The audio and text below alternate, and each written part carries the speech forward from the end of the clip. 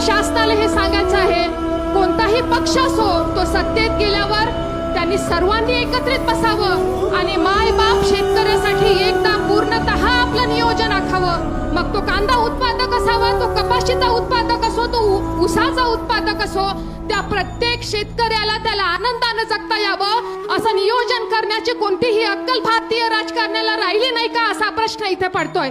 म्हणून सगळ्या पक्षातील राजकारण्याला ही सामान्य माणसाच्या वतीने एक विनंती आहे की एकदा काहीतरी शेतीचं नियोजन ठरवा, जेणेकरून आंदोलनाला हे 50 आंदोलक कधीतरी पाहायला पाहिजे या सरकारने येऊन.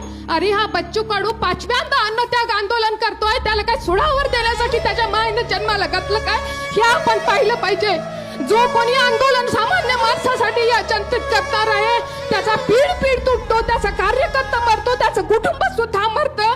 आणि म्हणून शासनानं स्वतःची गेंड